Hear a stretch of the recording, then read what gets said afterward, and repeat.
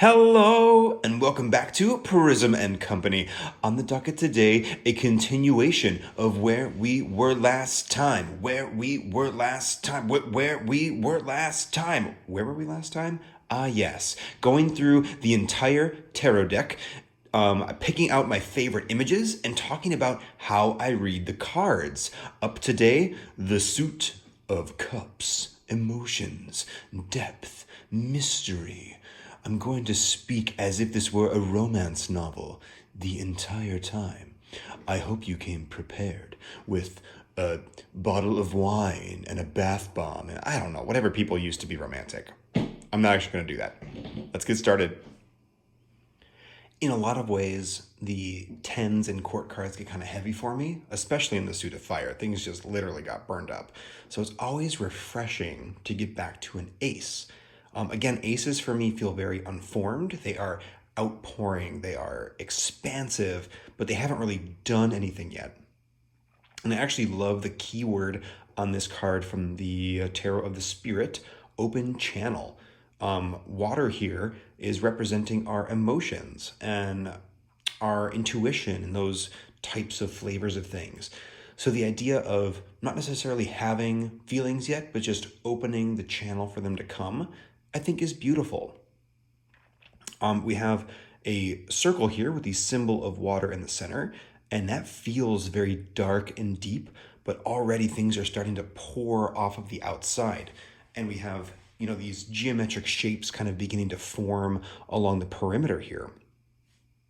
I'm not 100% sure what's happening with this bird. I recently got the guidebook for this deck, and I'm very curious to dive into it because there's all sorts of little oddities. But for me, this is the really glorious kind of juicy bit of what the Ace of Cups is trying to do. As we go through the Ace of Cups, this is a far more receptive suit than the Suit of Wands. Fire burns and consumes, where water nourishes or percolates or dissolves. It's much more static in some ways. Obviously, water can fall over waterfalls or bubble up or do things, but in general, water is far more passive. So we're going to see a very different journey taking place from what we saw in the Wands. And I'm pretty darn excited. Let's take a look at the two. The two here is from the Marielle Tarot. And I didn't include a ton of images from the Marielle Tarot.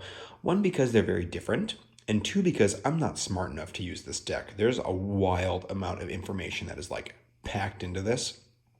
And it just feels totally over my head in some ways. It's too many things layered on top of each other. And I say that it's a bad thing. It's so wonderful. This deck is great.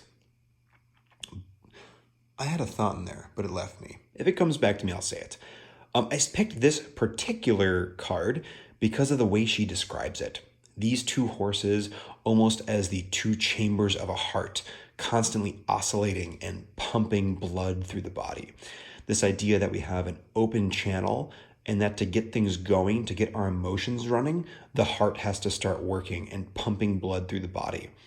Very similar to the Two of Wands, it's not necessarily directed yet, but it's just this pulse, this give and take, this ebb and flow. It is the system kind of starting to churn and move. I think about the Two of Cups a lot mixing vials of something. You imagine a scientist pouring a vial of liquid, one into another, two very different substances that start to dissolve and become one. This card is often associated with partnerships or love, which I think is cool, but I particularly like the idea of that kind of blending of those two. It's not necessarily just about a relationship or a meeting, but how those things dissolve and interact with each other. How is one thing becoming another? How does A and B percolate to form AB? That was a weird example that didn't really go very well. But I do love this kind of pumping, pulsing heartbeat. And I think I've thoroughly embarrassed myself enough with the two, so let's move on to the three. For the three here, we have that pulsing and pumping of the blood now finally able to express itself. I actually kind of like the keyword of overflowing here too from the Handel Tarot, but we have our cups overflowing with water into each other into this very moist, wet environment. I know people don't like the word moist very much, but there are a lot of words that get me way more than moist. I'm fine with that one in particular.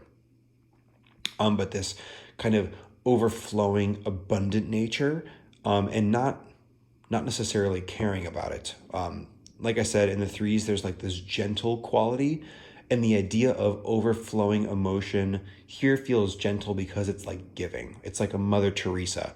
Just give and give and give and just be happy and sit with it and love it and not expecting anything back. These cups are not trying to collect this water. It is ejecting out and going into the environment and nourishing. And that will definitely cause problems in the four, but that's not the worry here. At this point, emotions are so new and budding and blossoming that overflowing just kind of takes over. And that warmth is still very much there from the fire, but instead of any level of consuming, this is all just giving. And I kind of like that duality of the Three of Cups and the Three of Wands. As far as the image goes here, I'm not so much focused on the bottom portions here, but really just the water, that watery environment, and also the water spilling off the side of the cups. Very nice job, Handel. After I did the walkthrough of this deck, I appreciated it so much more. I already really liked it, but man, I just sink into this one a little bit more now. And I think it's super cool. Let's see what kind of problems show up in the four. I don't really mean to put the four on blast like that. Fours are very stable. They're not necessarily problematic, but stability is very enclosed. With the wands, for example, we had that kind of internal combustion engine, and that's all fine and dandy, but like fire wants to grow and expand and consume. So when you trap it, there's a definite element of like confinement that isn't really, at work here. Now with the four, we have all of this excess emotion and, excess like love or pleasure, but now it's kind of confined and trapped. It is like a rich person sitting in their house surrounded by all of their like beautiful collectibles that they've collected from, Italy and Turkey and the Far East and, on all their like crazy travels. And now they're at home and like, well, what the hell do I do with all this stuff? Part of it is still bringing them joy. Part of it, they can look around and feel this abundance and this luxury almost. And then part of it is like, oh, I don't really want all this crap. Like it's just sitting here collecting dust. So it's almost like too much water being around. Here in the image, we can see all of this water spraying. And I've always seen this as almost like chandeliers coming off of this water. Crystalline chandeliers that, again, kind of speak to that luxurious over-the-topness. But instead of spilling out like it does with the three, it's collecting into the cups. Now this is a closed system. We can see here that the water is like very static and stable on the bottom, and there are roots reaching into it, but there's not really any movement. Everything's really trapped. And it's that, emotion being trapped that is difficult, because emotions want to be like the two. That is the first thing that they did when they emerged. They started breathing and pumping and moving, but now you've trapped them and they're going to start stagnating. And that's where we get to kind of the difficulties of the five. So it's not necessarily bad. It's definitely abundant in its own way, maybe even over the top a little bit, but very dangerous because, maybe not dangerous, but very worrisome because now there is nowhere for water to go, and stagnant water is not super healthy. Let's take a look at the five. Boy, I cannot recommend this exercise enough for anybody. This is very cool. It's fun to just talk through how I read tarot, but it's also helping just remind me of the system that I work with. I feel like I'll be able to do a tarot reading a lot better after this, just reminding myself of the little specific ins and outs. So here we have the five. We're coming off that very collected four, and now all of our cups are empty. We're back to the Handel tarot here, and things are like moving and splashing around in the background, but there's not actually any water flow. I always read the five as full of movement. The Five of Cups is often depicted very still, a solemn figure with cups that are maybe spilling sometimes, or, like three cups maybe standing.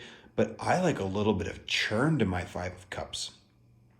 This idea of like this emotional stagnation, but now it's the angsty teenager in their room who's like thrashing up against the walls, maybe not literally, but sort of like internally, just feeling that angst and that struggle. Disappointment is kind of an interesting word here of like, oh, I hate all this stuff. They taking all these chandeliers and like smashing them against the wall. And that might be a little bit too angry of a take, but it's definitely the right amount of kind of action. It is emotionality bubbling over in a way. There's just too much of it trapped. There's not enough new water flowing in to help create a healthy ecosystem, a healthy balance. And you got to get to kind of that dark place in the 5 for that 6 to rise out of it. So this is definitely a card that takes you in and kind of compresses and is very volatile. And I think moodiness and angst are really where I want to settle on this, because that'll relate directly to our 6. We are back to the Mary L. Tarot with what might be the most perfect tarot card that I've ever seen. Look at this thing. This 6 of Cups, I said it in my top 5 faves, taught me how to read the 6 of Cups and is just unbelievable. Like, I can't even deal with this image sometimes. Here we have the figure of an angel rising out of the water, but they haven't made it out yet. Here we see the surface is kind of churny. And as they emerge from the water, they're transforming. Their hands are turning into these wild, crazy lobster claws. Here we have that idea of rising, but out of our angsty kind of depression.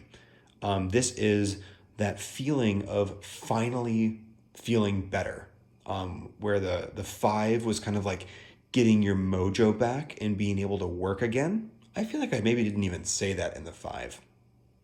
But the 5 of Wands is like finally picking up steam again after your momentum was kind of cut off at the knees.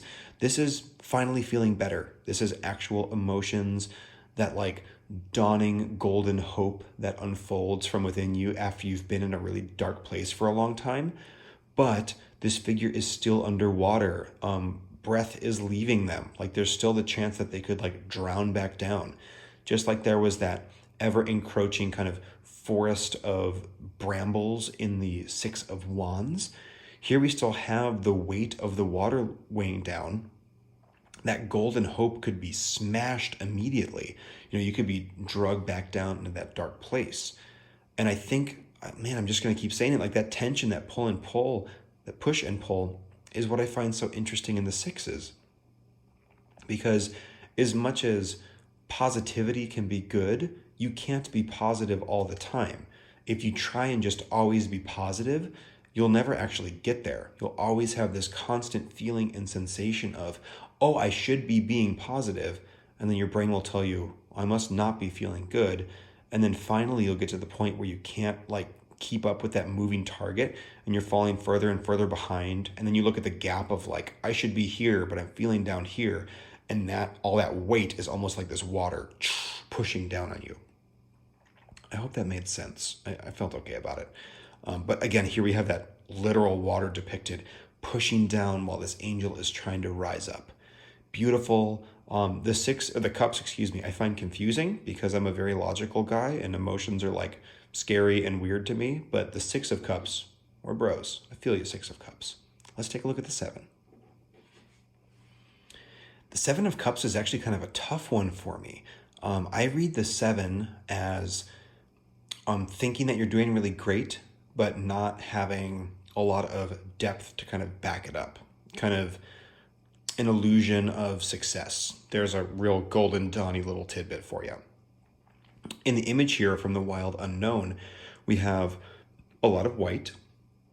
We have a sun kind of exploding from the bottom, but the sun is, the rays of it are dark and it's trying to illuminate these cups, but it's illuminating them black. So it feels like it's doing the right thing. It feels like it's getting there, but like everything's kind of like wrong and backwards. And then we get to the top of this image and we realize it's just this weird inversion that it's actually nighttime. And now the 7 is not necessarily bad. Okay, there we go. My leg was falling asleep. The 7 is not necessarily bad, but it kind of like the 7 of Wands is something you need to like fight for. If you want this to be reality, if you want positivity to stick, you got to fight against that feeling of being dragged back down. So now it's emotions fighting back against you. And where, keeping a project alive by just going for it and like fighting in some ways kind of feels like achievable and maybe not easy, but like not as challenging. Emotions fighting against you is really hard because this is a very internal thing. This doesn't feel so much like you against the world. This feels like you against yourself. And if you can maintain that, kind of positive outlook, it's just a matter of time before you actually get there. And, I talked a little bit about in the 6 how you can't always live in that positive space, but sometimes you need to. Sometimes it's about, imagining yourself in that space to get you over the hump and get you where you need to be. Because if you actually look at the reality of the situation too hard, it kind of crumbles and falls back to the 5. For me, even numbers really feed into each other and odd numbers really feed into each other, and it's cyclical, kind of back and forth. The 4 to the 6, for example, we have this very stable thing happening. And, let's take the cups here, for example. We have all these emotions, but they're not really moving, and we're almost feeling bored or anxious about it. And then you get this rising out of it with the 6, and you can take that rising and that positivity and just circle it right back into a 4. You get stable again and get a little bit too stagnant. Or take the 5 to the 7. You're feeling terrible and angsty and depressed, and then you kind of get out of it and you're feeling really good, but you're focusing too much on, or like you realize that it's a bit of a facade, and immediately it crumbles right back down to a 5. So I almost think of a suit in the tarot as like this motion, a spiral that goes up, and you're making your way through all the cards, but you're almost touching the evens, then the odds, then the evens, then the odds, and it's sort of weaving its way, not necessarily from one card to the next, but always kind of touching back and forth on cards that it had previously and after. Let's take a look at the 8, because again, the 7's a little bit heavy for me, but I do think this is a really stunning depiction. The 8 of water, or the 8 of cups. 8 of water in the, I keep wanting to say the fountain tarot, but this is the tarot of the spirit. Still waters. I think that speaks to this perfectly. We had that kind of success happening from the 7, but positive or negative, there's going to be a bit of a stagnation. With the 8 of Wands, it's this idea of, exploding like too much energy and, too many things going on. With the 8 of Cups, it's that same idea of like, we just got out of a lot of emotional up and down from the 5 to the 6 to the 7. It was like too much, it's overwhelming, so we just need this moment of kind of peace and relaxation. So it's almost the weight of too much instead of the expansion of too much. And just kind of that pause that often needs to happen. And then, again, from the 8, you can begin rising again like a 6. Maybe you realize, kind of fall back into a 7, realize what's happening, and then slip back down to a 5. This is a very volatile card in some ways, which is wild because it's still, but it leads so strongly into others. This card doesn't have a lot of identity on its own just because it is so influenced by all the other cards around it. I think I'll leave it at that, and let's take a look at the 9. But even though this card doesn't have a ton of identity to itself, I think it's a very important slice of what makes up the cups. The 9 of Cups. We're back to the wildly weird Dame Darcy Mermaid Tarot, featuring a figure that is not a mermaid and barely looks like a sailor. So whatever, this deck is great.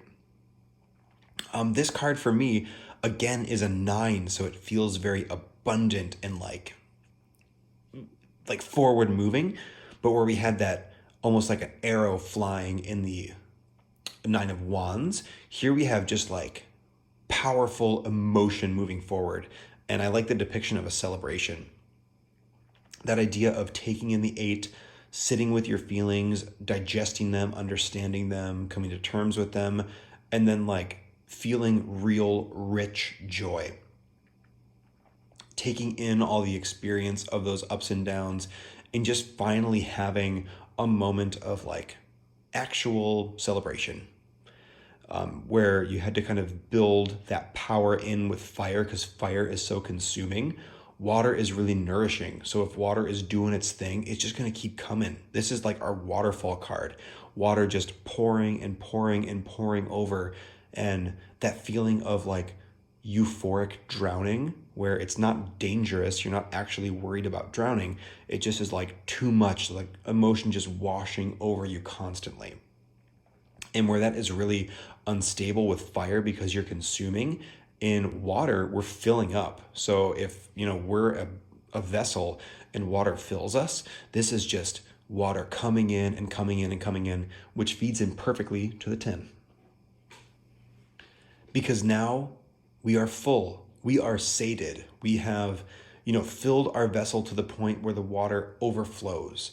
And if you think about the 10 going into the 1, kind of restarting that cycle, we finally become emotionally stable. We filled ourselves up, so now we can pour out into others. We can be that open channel again from the ace to allow our emotions to move and to work. So many problems in this suit arise from emotions not ebbing and flowing, not being able to be spread, getting caught, getting trapped, being still. Water wants to move and flow. It's in its nature. And here we definitely have that. This is the 10 of Wands from the Thoth deck, and it's really just kind of gorgeous. We have the Tree of Life being depicted here, all the different Sephiroth, water coming out of the top and spraying into each one to the point where they're so full that they are overflowing underneath and down into a new Tree of Life that will inevitably form below. I think the color choice is really interesting on this too, because we have a suit, water, but there's no blue here. This is golden. This is almost like light pouring out. If you think about emotion in its like highest state, it's not fluid and volatile like water. It is this thing that like pours from us and sustains us. It is the animating force of life. It is the thing that makes us like smile and laugh and cry. And all of those types of things, those like very raw emotions, are just like our body being so full that it has to let it out, just like the 10 of Cups here. It's such a cool way to kind of wrap up, especially after coming off the Wands, which was like all consuming. Now it's all full, it's all pouring out. And I think that's a really beautiful duality between our Wands and between our Cups. We'll kind of see a similar duality between the swords and the discs in many ways. Let's take a look at those court cards. So again, we're going to abandon our narrative here because for me, the court cards are all about those elemental overlays. So our Page of Cups from the glorious Fountain Tarot is the earthy part of water. And what does water look like when it's really earthy? It's crystallizing, it's freezing. And here we see our page on top of a block of ice. And it's such a cool way to depict this. So emotion kind of crystallizing and taking shape. This to me feels very action-based. It is, emotion actually doing something and feeling physical in the world. Emotions are all fine and dandy, but when you take, say, that bubbling over emotionality of a 10 and then go, take care of orphans is like the first thing that came to mind. Like that's a very Page of Cups moment to me. It's all of these emotions, all these things that you're feeling actually finally taking form and doing something. When someone gives you like the perfect gift for your birthday, let's say, and not just like a really good one, but like you've known this person for like 20 years and they're like pulling deep cuts from when you guys were kids and made you like a mixtape of like your favorite 90s music or 70s music or whatever, and wrapped it in like a burger wrapper from where you used to go in high school, and like put a picture, like whatever, like all these amazing little like bits of your history that you thought that they forgot about. That is encapsulating emotion into a real thing. If someone gave me a present with that much thought, I would just like burst into tears, I think. That is emotion become physical. And that's exactly what I see in the page. I also couldn't pick up that card, but I got it now. The Knight, coming in hot. The Knight of Cups is, of course, the airy part of water, and air is invisible, just like water can be invisible. It is the transparency of water. It is the kind of volatility or stillness of water, because air is also very mobile and moving. So it's that tension between not being able to see something and also it kind of like moving and being able to see it a lot. Here we have the Waite Smith deck. This is the Albana Waite, of course. And our horse is the same colors as the blue sky behind it. So it feels very transparent in that way, almost like this horse is made out of water. Now, it's definitely not. We can definitely see some physicality of the horse itself, but it's certainly alluding to that, at least in my mind. The way that I read the Knight of Cups typically is like a pool of sulfuric acid. It is beautiful and still. It is that kind of transparent water, part of water where you can't even see it. It might not even register as something active or dangerous or even there. It just kind of is the ground.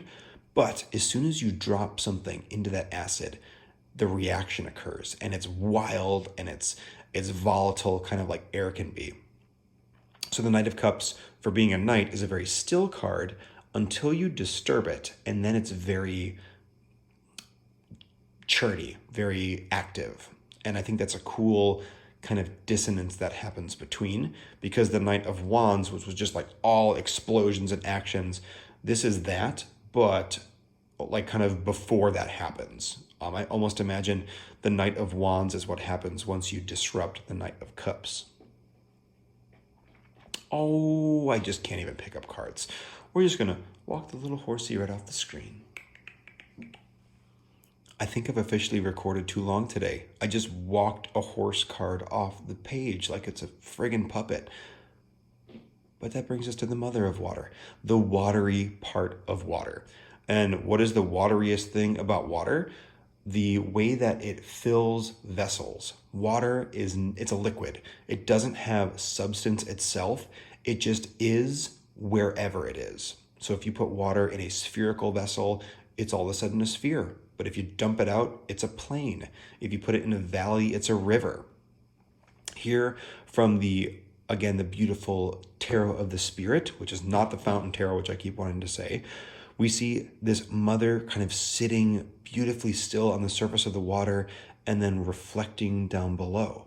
And you can't really even see the mother's face. I mean, you kind of can, but it's hidden behind this veil of water, this veil of kind of the waves washing over her, and her eyes are kind of glazed over.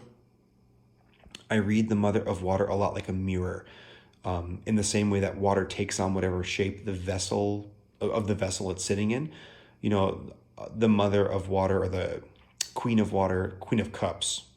I am incapable of looking at words and saying other words, apparently. The Queen of Cups is very much reflecting of whatever's there. That beautiful stillness of a reflective pool of water. You look into it and see back yourself. If the Queen of Cups was going to be a person, it would be someone who doesn't have a lot of identity to themselves, but just kind of gives people back whatever they want. I think this is a pretty cool card. If I could tag a keyword onto each card, this one would be mirror for sure. And oh my God, just look at the picture. It's so cool. All of the court cards in this deck are amazing. If you're looking for great court cards, look no further than the Tarot of the Spirit. This message brought to you by the Tarot of the Spirit. The court cards are dope AF. On to the king. The King of Cups is the fiery part of water. And, you've kind of seen it through this whole suit of cups here. Fire and water are very, very different. They're almost opposed in a lot of ways. Not almost. They totally are. Fire and water are like elemental opposites to a T. Here we can see the Knight or the King of Cups from the Thoth Tarot, because that's a great depiction of it. And we see this knight kind of lurching forward. There are waves kind of forming out of this peacock tail. He's lifting up a grail with a crab coming out of it. I didn't really love any of the Knight of Cups, to be totally, or the King of Cups, if I'm being totally frank. But this one was the best to me.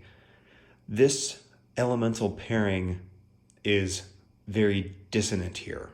I think about this almost like a hurricane or like a storm. It is water and it's active like fire, but it's not like always the healthiest way. It's very, I'm going to say violent, but not like physically violent as a person. It's just very like volatile. That's the word. And just a lot coming at you. I think a hurricane is a great way to put it. Like, a hurricane is not necessarily destructive, although it often is, but it's just like too much water coming too fast, too much emotion. It's like that passion of fire, but then applied to emotion, which just really gets it going. And in the Queen of Wands, which is the watery part of fire, we get all the benefits of fire, but just kind of those watery qualities. But here, the fire is kind of bringing the water down. Water wants to kind of be that still vessel, but now we're activating it and boiling it. Like think of boiling water with this. Boiling water is great, but it pops and it can, make steam, and it's just very volatile. It's hard to like use boiling water in a way that's like safe. Obviously, you can like cook things with it and all that, but it feels too poppy to me. This is a card that I find really hard to actually read in a tarot deck, because that is the association I have with it. But it's like, okay, and like, what's our takeaway there? So I'll have to mill on this one more. But that is currently how I read the Knight of Cups. That brings us to the end of suit number 2. I'm so ready to dive into my favorite suit. Am I going to say it? I'm going to say favorite suit. The Swords. Well, next time. See ya.